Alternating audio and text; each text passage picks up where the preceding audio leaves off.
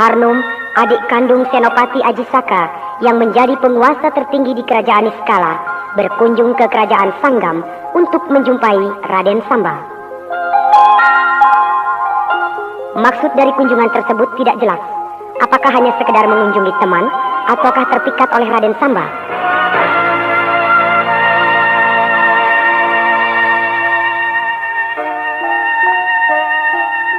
Sementara itu, Mantili yang telah mendapat saran serta nasihat dari Brahma bermaksud pula pergi ke kerajaan Sanggam untuk memulihkan hubungan mereka yang sempat renggang.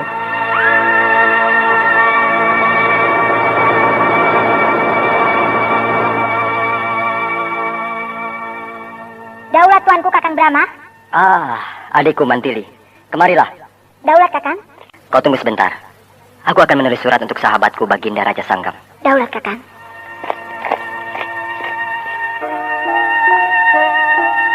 Mantili! Hei, Patih Gotawa! Kau sudah berpakaian tempur. Apakah kau akan melakukan perjalanan jauh? Saya mau ke kerajaan Sanggam. Oh iya? Iya, setelah saya pikir masak-masak, saya memang yang salah. Selama ini tidak memperhatikan perjuangan Samba di dalam meraih cita-citanya. Saya terlalu memikirkan cita-cita saya sendiri, tanpa peduli dan mau mengerti kepadanya. Syukurlah. Semoga kau dan Raden Samba mendapatkan kebahagiaan. Terima kasih Mahapati. Tuanku Brahma sedang kemana? Sedang membuat surat untuk Baginda Raja Sanggam. Oh. Apakah Patih juga akan titip pesan untuk orang Sanggam? Begini ya. Sampaikan salam hangatku untuk Raden Samba. Dan jangan lupa pada hari penentuan untuk berkumpul di Gunung Jembar. Iya, akan saya sampaikan. Baginda Raja Sanggam pasti akan menugaskan Raden Samba yang memimpin pasukan perang ke Gunung Jembar. Tapi kerajaan Sanggam punya panglima perang? Iya, setidak-tidaknya Raden Samba yang ditugaskan mendampingi panglima tersebut. Iya. Sebab Raden Samba yang mengenal seluk-beluk wilayah kerajaan Kuntala sampai ke pelosok-pelosoknya. Ada Patih Gotawa. Daulat tuanku. Sudah lama?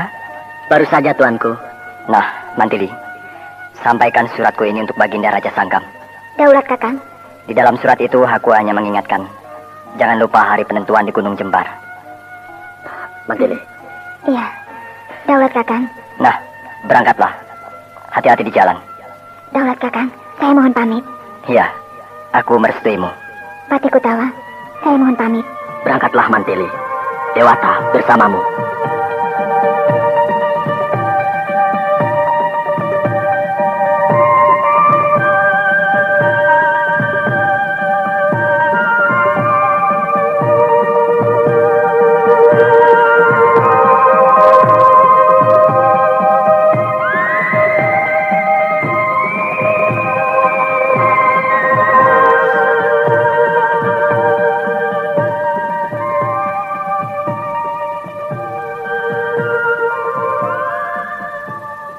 Selamat pagi, Pangeran Muda. Harnum, selamat pagi. Wah, meja kerjamu itu acak-acakan. Kertas-kertas dan alat tulis berserakan. Pasti tadi malam kau kerja keras merancang gambar. Iya. Kokok ayam jantan pertama, aku baru tidur. Nah, hari ini kita akan kemana? Tidak kemana-mana. Loh, kenapa? Selain semua tempat-tempat penting sudah aku kunjungi, dan juga aku tidak mau mengganggu kau yang repot. Itu bisa diatur. Tidak Hari ini lebih baik kita berhandai-handai saja di seputar keraton ini. Ya, baiklah, kalau itu keinginanmu. Lagi pula, besok aku sudah harus pulang ke kerajaan Niskala. Oh ya? 5 hari lagi pasukan perang kerajaan Niskala sudah harus berangkat ke Gunung Jembar. Iya. Hari penentuan di Gunung Jembar sudah dekat. Nah, ya. Tidak boleh tidak. Aku harus berada di tengah-tengah pasukan perangku. Iya, benar.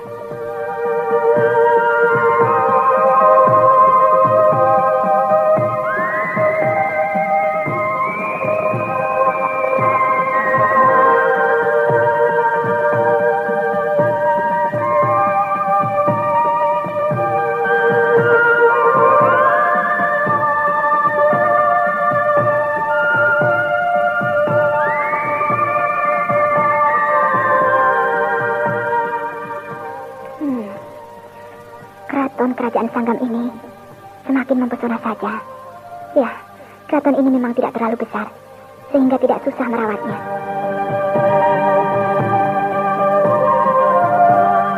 Nah, itu pendopo mawar, tempat tinggal Raden Samba. dia terkejut melihat aku datang. Kemudian menjadi gembira. Ya, aku tahu Raden Samba mencintaiku. Dan aku pun suka kepadanya. Rindu juga aku kepadanya. Aku mendengar suara orang tertawa. Oh, 2 orang. Satu laki-laki dan satu perempuan yang tertawa di pendopo mawar itu. Iya, yang laki-laki itu Raden Samba. Lalu, yang perempuan itu siapa? Sepertinya aku pernah kenal suara itu. Tapi siapa ya? Akan aku lihat. Tapi tidak baik mengintip. Lebih baik aku ke dapur mencari Emban. Pasti dia tahu siapa perempuan yang bersama Raden Samba itu.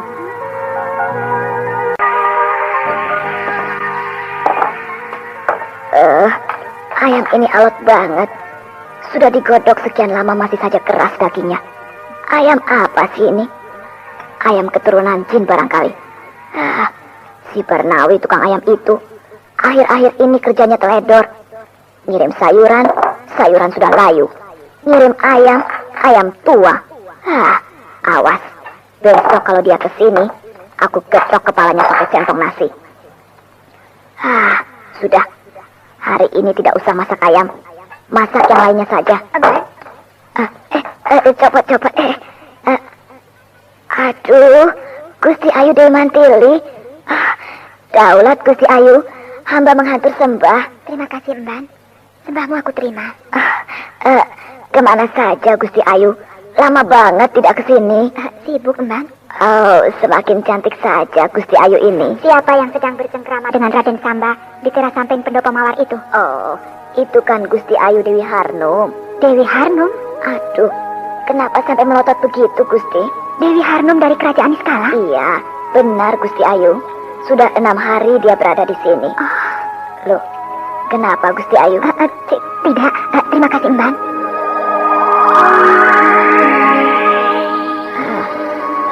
Mau kemana Gusti Ayu? Mau pulang, kembali ke Madangkara. Di sini juga nanti mengganggu mereka.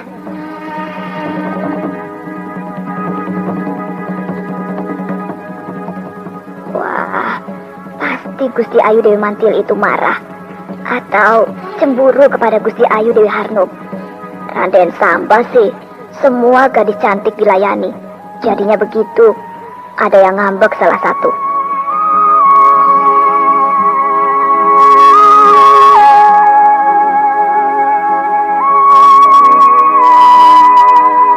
Tempat penting di kerajaan Sanggam ini. Semua itu sangat berkesan di hatiku. Terima kasih atas pujianmu. Ya, sampai bertemu kembali di Gunung Jembar. Selamat jalan, Harnum.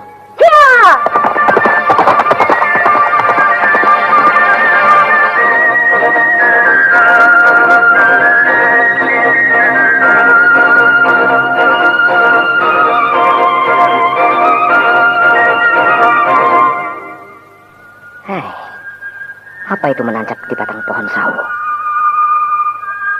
Paku besi. Iya, senjata rahasia ini milik Mantili. Aku hafal benar. Paku besi kecil putih berjumpai benang emas. Pasti ada Mantili. Mantili? Mantili? Mantili? Daulat Pangeran. Mban, aku bukan memanggil kau, tapi aku mencari Mantili. Gusti Dewi Mantili sudah pulang ke kerajaan Madangkara. Pangeran muda. Kau ini ngomong apa? Ngomong apa? Orangnya belum kelihatan, masa sudah pulang lagi? Ampun, Pangeran. Hamba berkata sesungguhnya. Kalau kau bohong, lehermu gantinya. Hamba bersedia dihukum mati. Baik, lekas katakan. Kemarin sore, Gusti Dewi Mantili datang. Akan tetapi tidak jadi masuk ke pendopo mawar. Karena beliau melihat pangeran sedang bercengkerama dengan Gusti Dewi Harnum. Hah? Benarkah begitu? Iya. Gusti Ayu Dewi Mantili lalu ke dapur menjumpai hamba dan menitip pesan bahwa beliau segera kembali ke kerajaan Madangkara.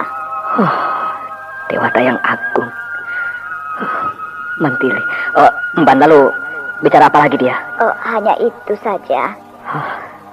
Mantili, kau salah paham. Sudahlah, kembali kau ke dapur. Daulat Pangeran.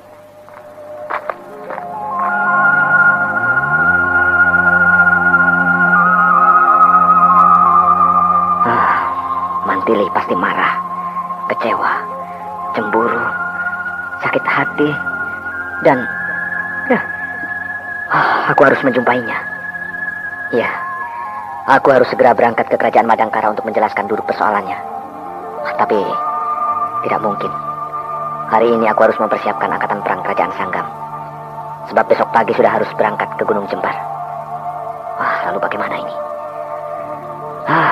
Meskipun aku mempergunakan ilmu lari cepat, tapi tidak mungkin satu hari sampai di kerajaan Madangkara. Belum bertengkarnya dengan Mantili. Belum lagi perjalanan pulangnya. Lebih baik ditunda saja dulu.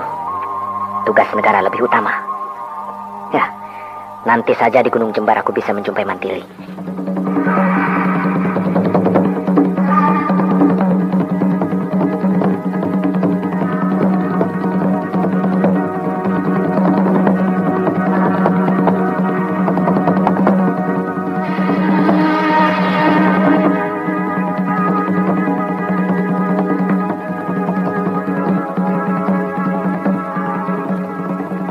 Daulat Tuanku Brahma. Kemarilah Pati Kotawa. Daulat Tuanku. Bagaimana persiapan terakhir angkatan perang kita? Beres Tuanku. Seluruh kesatuan pasukan perang sudah dalam keadaan siap siaga. Suatu waktu siap untuk diberangkatkan. Bagus. Nah, mari kita lihat sekali lagi peta perjalanan kita menuju ke Gunung Jembar. Daulat Tuanku. Ini Gunung Jembar. Dan ini kerajaan kita Madangkara. Daulat Tuanku, ini kerajaan Sanggam, ini kerajaan Niskala, ini kerajaan Saptarema, dan ini kerajaan Salingkuh. Setelah melihat peta ini, jelas sekali nampak bahwa yang paling dekat ke Gunung Jembar adalah kerajaan Niskala. Sedangkan yang paling jauh ialah kerajaan Saptarema. Daulat Tuanku, dari kerajaan Saptarema ke Gunung Jembar akan makan waktu 1 bulan. Itu dalam perjalanan normal. Tapi kalau membawa angkatan perang, bisa lebih dari 1 bulan. Sebab kau tahu sendiri, perlengkapan angkatan perang itu sangat banyak. Puluhan pedati harus dibawa untuk tempat persenjataan dan perbekalan makanan.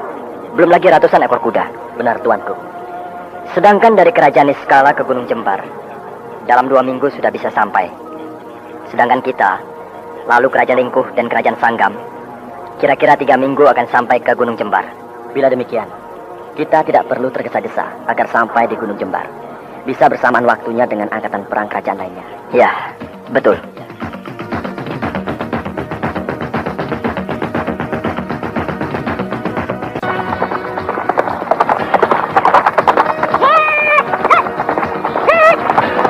Lebih cepat lagi.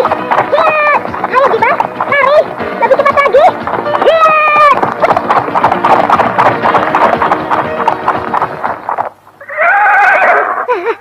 Udah sialan. Brengsek, berhenti tidak pakai aturan. Kenapa kau berhenti mendadak, hah? Dasar binatang. Kau sama saja dengan Raden Samba, pengkhianat cinta. Bosan sama apa? Main sama perempuan lain. Udang. Ada apa? Ngomong terus. Kenapa kau ketakutan? Kalau kau bukan hewan, pecahkan kepalamu. Hah? Harimau. Pantas kau ketakutan, Gimbal. Rupanya ada Tuan Belang itu yang punya hutan. Hei, macan jelek! Kebetulan aku sedang ingin mati. Ayo ke sini kau! Raja hutan macam apa kau? Cuma aum-aum melurus. Hiat! Hiat! Hiat! Mampus lu!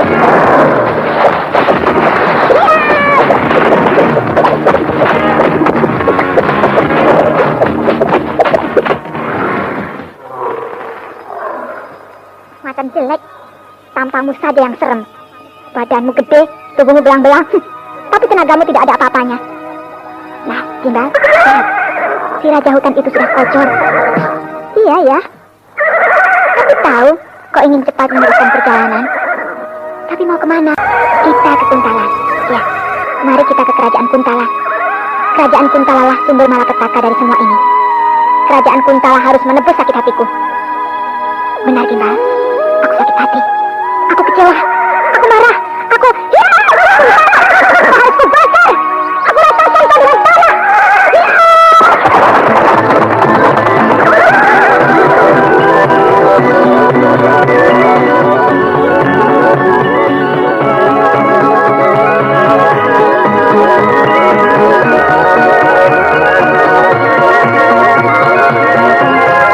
marah, cemburu bercampur baur menjadi satu di dalam diri Mantili.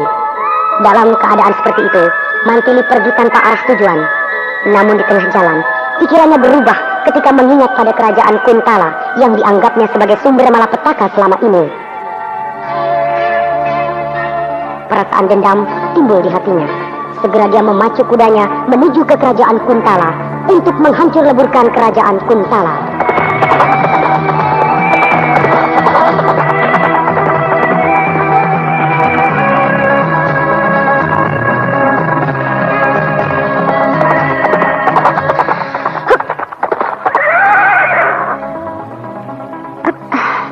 Kita sudah sampai di tapal batas kerajaan Kuntala. Mas Gimbal, aku tidak akan ganti pakaian dan tidak akan menyamar. Masa bodoh, ada yang akan mengenalku atau tidak. Aku tidak ambil pusing. Sebab tujuanku bukan untuk sebuah tugas rahasia, melainkan untuk membuat kekacauan.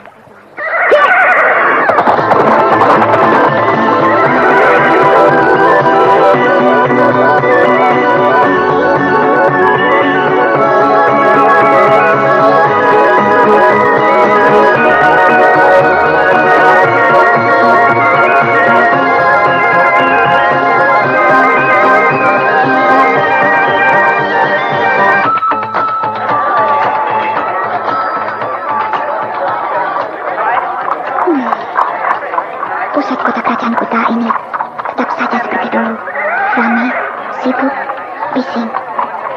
Ya baik, ketika masih diperintah oleh Sri Baginda Maharaja Kuntala atau diperintah oleh Tumenggung Raksa, tetap saja sama. Nah, itu ada rumah makan. Ya, dari kemarin perutku belum kemasukan nasi.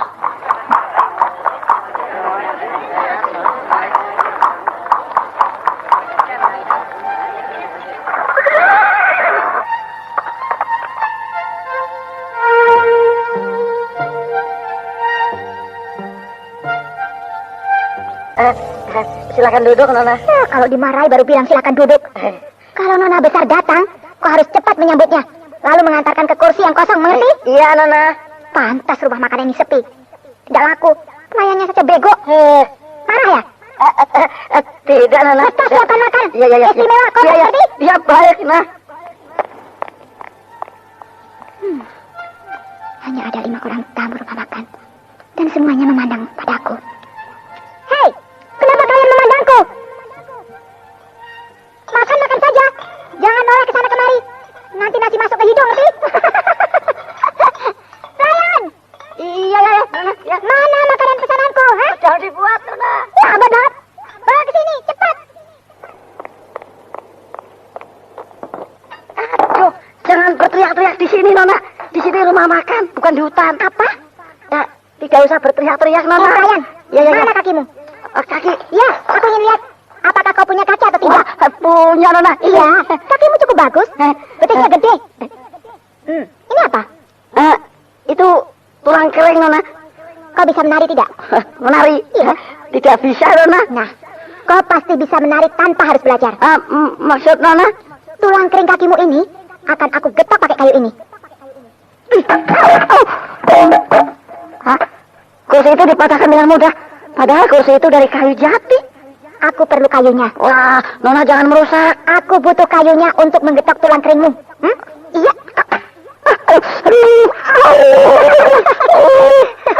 Aduh, Nona. Aduh. Kau bisa menari. Aduh, Nona. Tarianmu bagus sekali. Seperti tarian monyet. Aduh, Nona. Aduh. Makanya jangan main-main padaku. Ayo, mana makanannya? Cepat bawa ke sini. Ya. Aduh.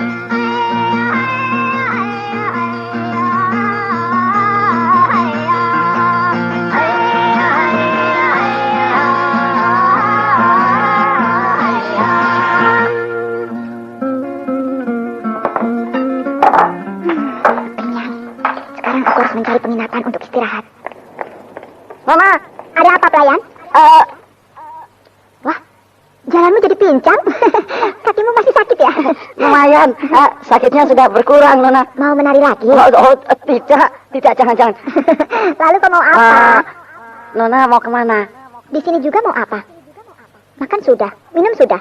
Perutku sudah kenyang banget. Tapi Nona belum bayar. Bayar? Makan di restoran harus bayar, Nona. Bandel juga kok pelayan. Tidak kapok ya? Jangan begitu, Nona. Kasihanilah saya. Nanti saya dimarahi juga kan. Nurin Wah, pemilik rumah makan ini, Nona. Pelayan, kau lihat meja dan kursi itu? Oh, lihat, Nona. Nah, kursinya ada berapa? 1, 2, 4, Nona. Mejanya? 1. Nah, lihat ya. Lihat! Masya Allah. Meja besar dan 4 buah kursi itu sekali sabet oleh pedang hancur berkeping-keping. Nah, meja itu meja besar dan tebal. Kayu jati asli. Kursinya juga kayu jati asli. Tapi oleh pedangku ini, semuanya seperti gedebok pisang. Aduh. Kau juga bisa seperti meja dan kursi. Jangan. Tubuhmu terputus-putus menjadi 5 atau 4. Ampunmu, jangan bunuh saya. Aduh. Makanya, jangan minta uang padaku. Iya, Nona, iya. Nah, sekarang ambil uangnya. Ambil uang? Iya. Uang saya? Iya, cepat. Saya tidak punya uang, Nona. Uang kas rumah makan ini, bego. Hah? Nah, ambil kaleng kecil tempat penyimpanan uang yang disimpan di laci mejamu itu. Lalu bawa ke sini. Aduh, itu uang kas rumah makan ini, Nona. Aku tahu. Jangan. Baik. Rupanya kau ingin merasakan pedangku. Aduh, ya ampun, Nona, ampun. Makanya cepat ambil semuanya. Ya. Aduh.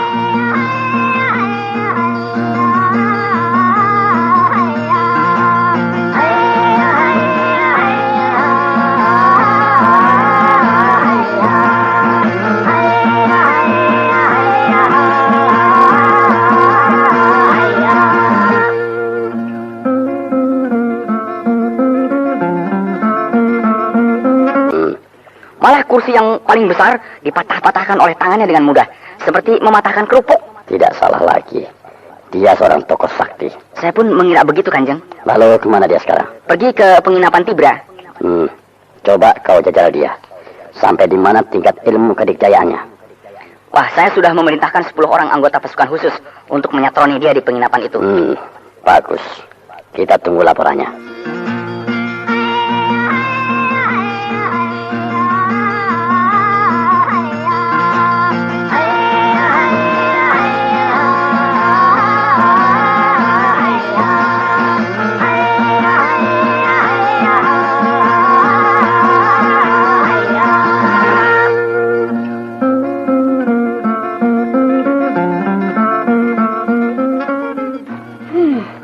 Penginapan ini besar dan mewah. Pasti sewanya mahal.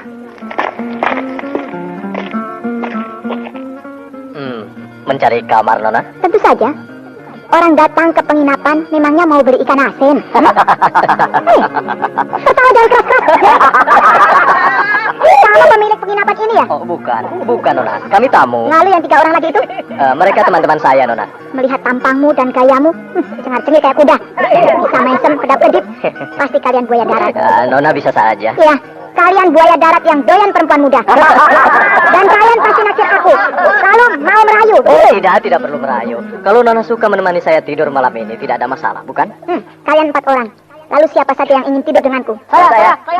Wah, hutan ya. Seperti beri karcis. Terus terang, aku tidak mau melayani kalian 4 orang. Aku hanya mau salah seorang saja. Jadi kalian harus bertarung dulu. Siapa yang menang boleh tidur dengan aku. Bagaimana? Serambi depan penginapan ini cukup luas untuk arena perkelahian. Wah, nggak bisa begitu, Nona. Loh, kenapa? Kami berempat berteman baik dan selalu kompak. Jadi tidak mungkin kami berkelahi satu sama lain untuk memperebutkan Nona. Kalau begitu, aku saja yang berkelahi. Ya, kalian maju satu persatu. Atau sekaligus semuanya boleh juga. Dan siapa yang bisa mengalahkan aku, dialah yang boleh tidur dengan aku. Nona sungguh-sungguh? Loh, memangnya aku sedang menawarkan daging gratis? Baiklah, saya coba. Bagus. Ya. Hiut! Aduh, hidungku sakit sekali. Darah. Wah, darah dari hidungmu muncrat. Seperti air mancur. Ini lagi. Hiut! Kenapa mulutmu? Hidungmu, mulutmu pecah-pecah. Darah mengucur dan gigimu rontok semuanya. Bagus. Tanpa gigi, kau lebih ganteng.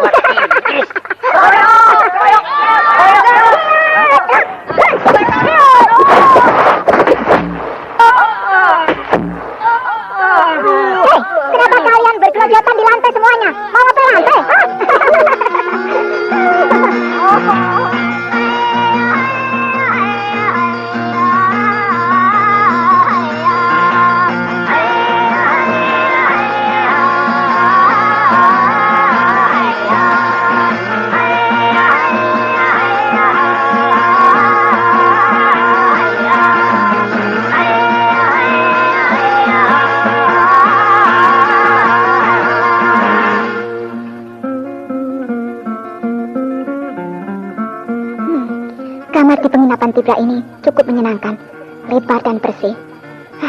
Mudah-mudahan malam ini tidak ada gangguan. Aku ingin tidur sepuasnya.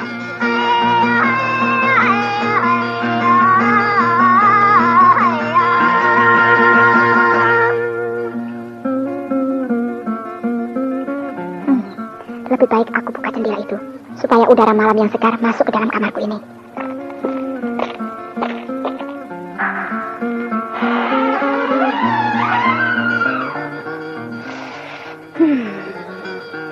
Udara di pusat kerajaan Kuntala ini memang segar. Badanku terasa nyaman. Siapa itu di bawah?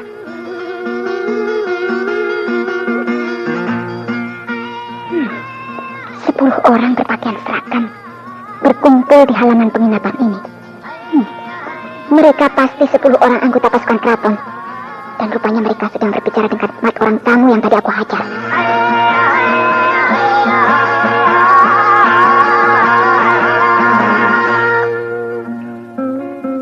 Ya, pasti 4 orang tamu itu menceritakan pengalamannya berkelahi dengan aku. Dan kedatangan 10 orang anggota pasukan keraton itu pasti ada hubungannya dengan kelakuanku di rumah makanmu Cekil. Nah, mereka semuanya masuk ke dalam. Pasti mereka akan menyerbu ke kamarku ini. Baik, kamar ini akan aku jadikan kamar pembantaian.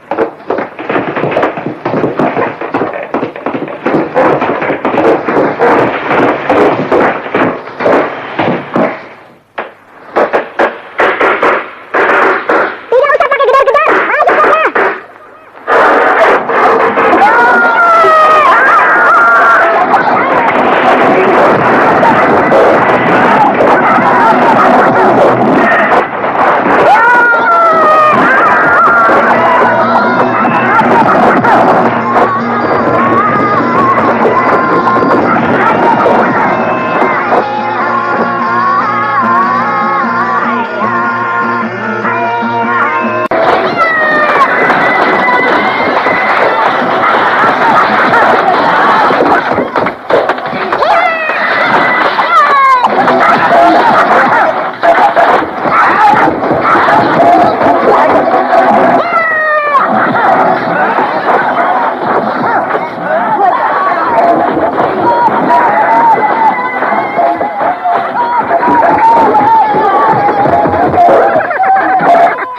Anggota para pasukan keraton itu kabur. Mereka semua melarikan diri. Takut mati. Sialan. Kamar tidurku jadi berantakan. Kasur, spray, piring, lemari pakaian. Awut-awutan semuanya. Dan inilah 4 mayat anggota pasukan keraton bikin sumpek saja. Lebih baik kulimparkan saja mayat-mayat ini keluar ke jalanan.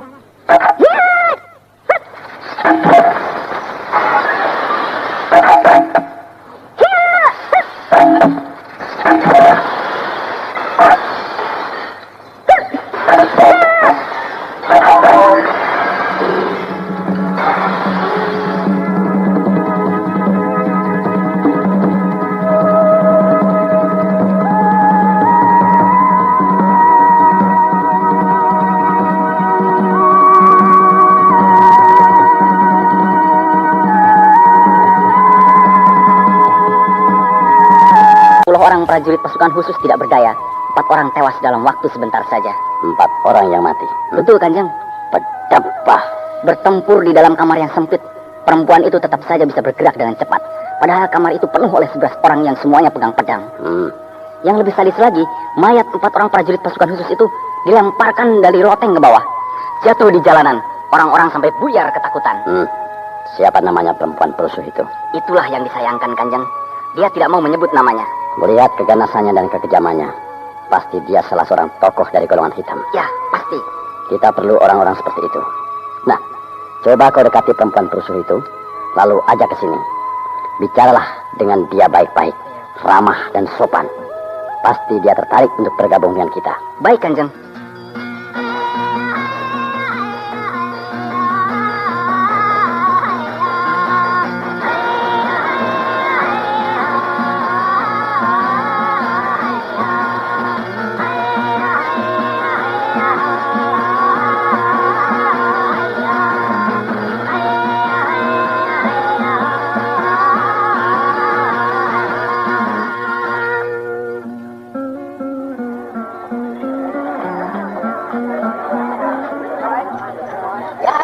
Nomor 5.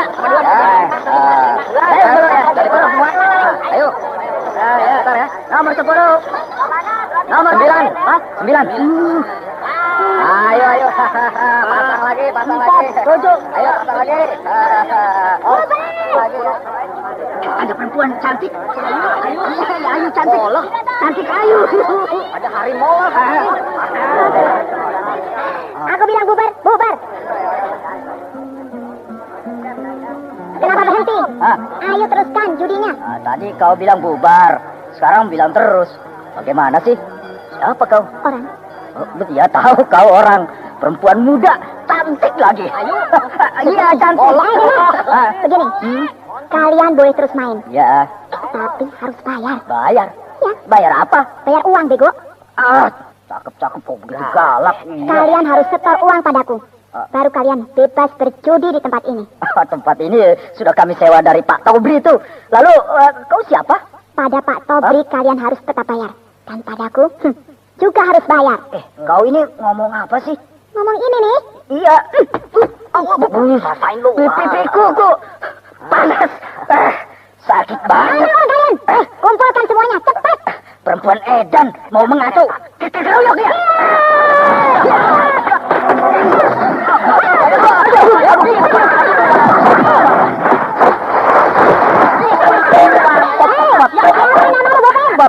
Bom bongkeng. Nah, bongkeng. Ya. Semua tempat judi di kota ini harus setor uang padaku. Tiap hari 10 ringgit, ngerti? 10 ringgit? Iya. Bilang pada semua bandar judi harus setor uang pada Mantili alias si pedang setan. Kalau ada yang membangkang, lehernya putus.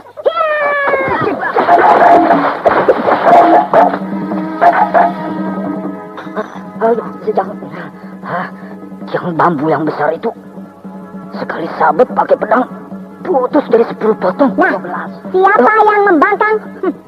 Nasibnya sama dengan tiang bambu itu. Badannya dipotong-potong jadi 10 potong. Pedang setan. Iya, pedang setan. Pedang setan.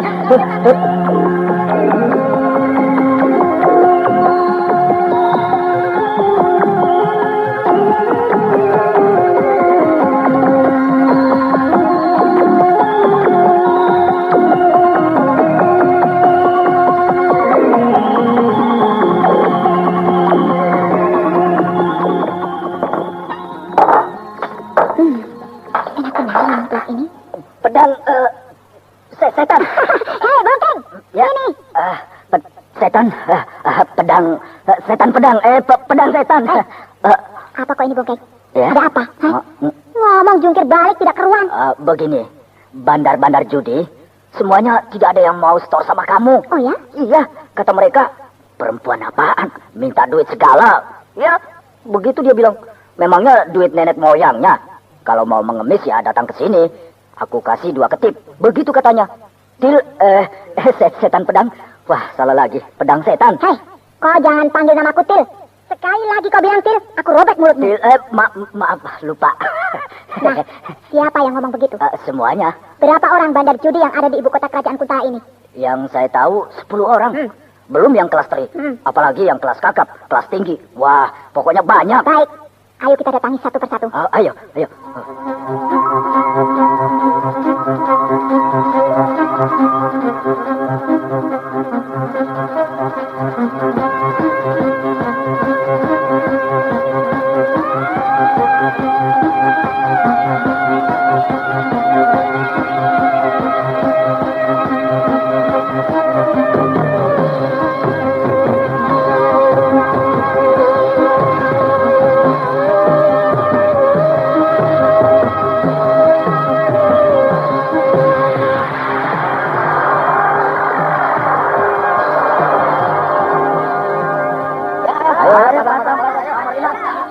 Itu bandarnya, pakai baju merah. Namanya Pak Kimong.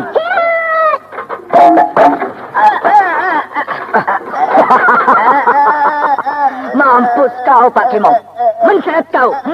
Perutmu diinjak-injak kayak begitu, Hei, bandar judi tengik. Ini, aku si pedang setan. Setiap seminggu sekali, kau harus setor uang padaku. 2 ringgit. Bongkeng, ambil uangnya, semuanya. Beres. Hore!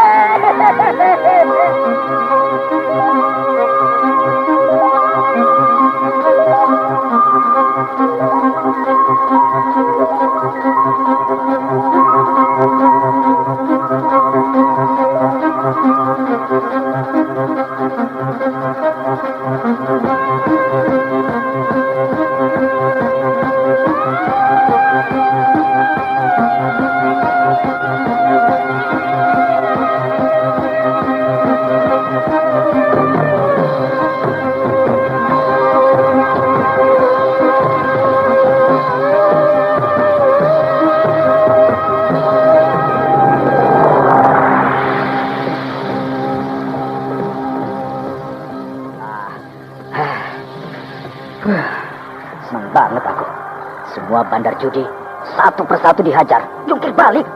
Padahal rata-rata mereka jago berantem. Tapi oleh kamu, sekali tendang, mencret. Nah, coba hitung uang itu. Ada berapa semuanya? Wah, banyak banget. 100 ringgit lebih. Bayangkan saja, 10 orang bandar judi. Uang itu bandar judi itu kan ada 10. Uangnya kita rampas. Nah, lihat nih. Wah, banyak. Bisa beli rumah 3 biji ini. Nah, kau ambil 50 ringgit. Ada orang tuh, perempuan di sana. Biarkan saja, cepat ngomong. Ya, berapa tadi? 50 ringgit. 50 ringgit. Oh iya, punya 50 ringgit. Iya, aku tidak usah kerja 1 tahun. Pokoknya hura hura hura.